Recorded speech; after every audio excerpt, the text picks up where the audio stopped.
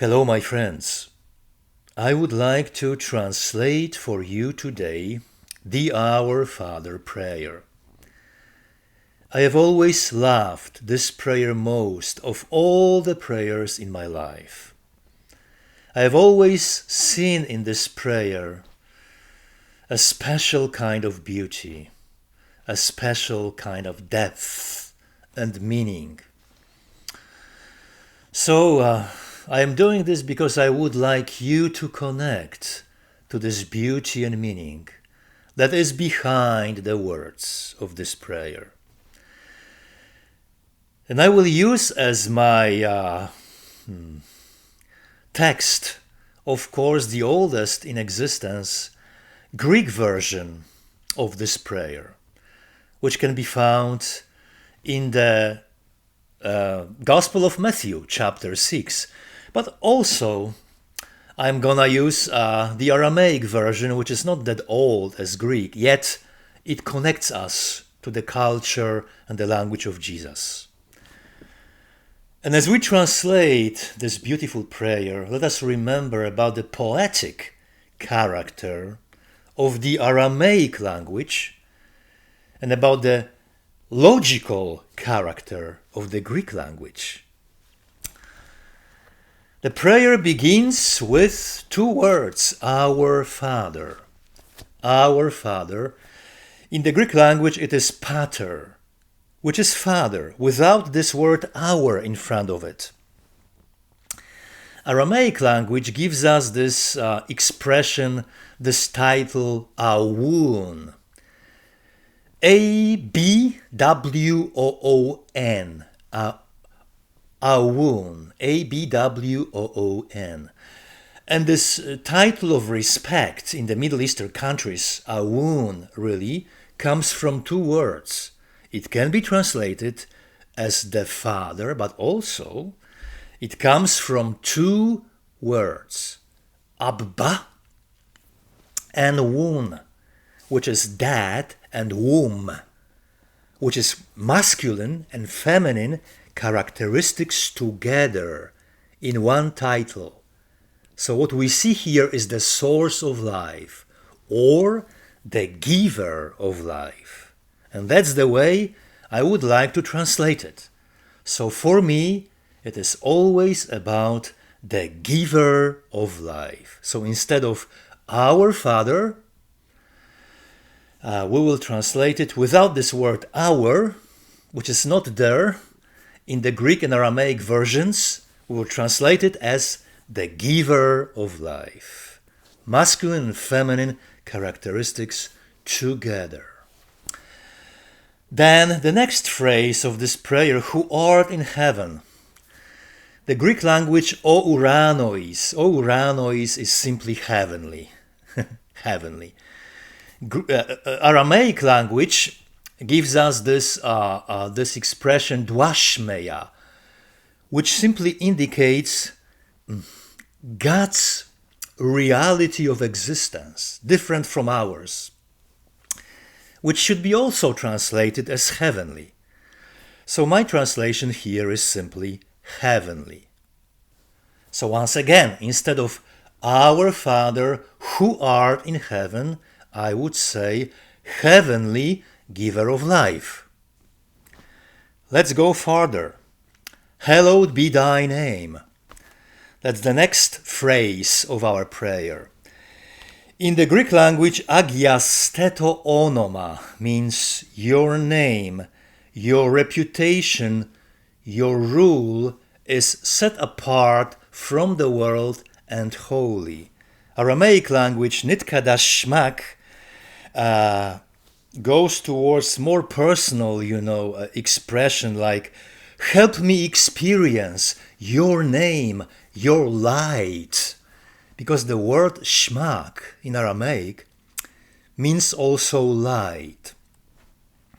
So I would like you to see here this God's light in this phrase, in this request of the Our Father prayer. May hallowed be your name. It is like hallowed be thy name. May your light be with us. Or I would translate it, this request as "May your light always shine," and that's my translation. May your light always shine. The next one, the next request of this prayer, "Your kingdom come." In the Greek language, Basileia eltheto should be translated simply as "Your rule, your reign arrives." In Aramaic, it is Tete Malkuta, which means simply "Your domain approaches." So there is nothing complicated here, so I would translate it as "May your reign arrive. May your reign arrive." Let us now speed up, and without going into details, I would translate all other parts of this prayer, and I would give you Greek/Aramaic versions in English of those requests. So the next request: "Your will be done on earth as it is in heaven." Greek/Aramaic versions in English: "May your wishes or your desires or your will come into being," or on Aramaic, I would say side of reality, it would be "move on earth and in heaven."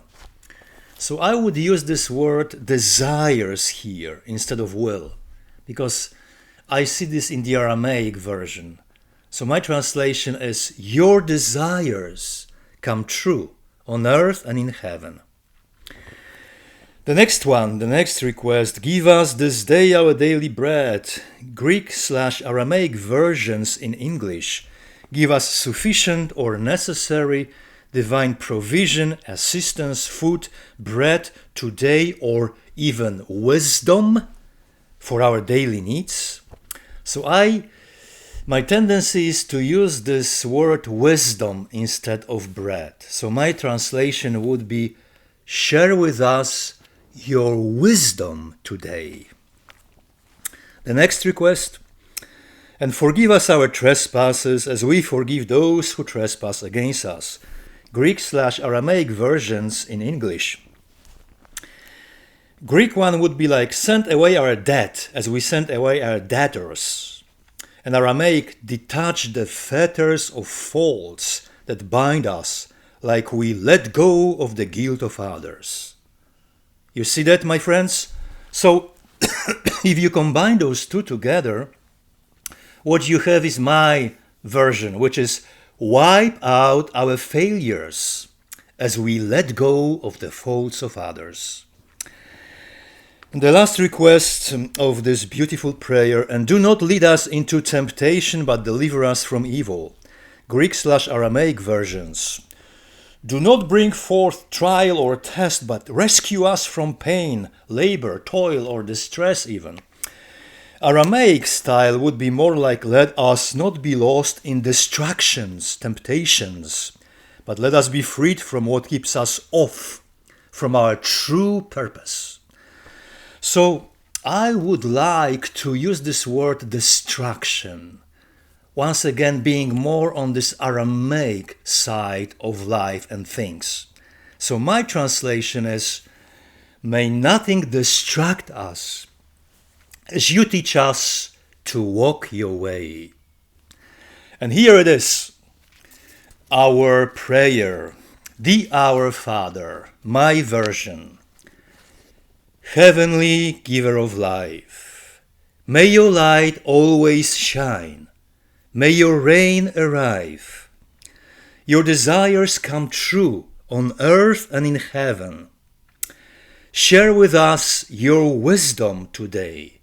Wipe out our failures as we let go of the faults of others.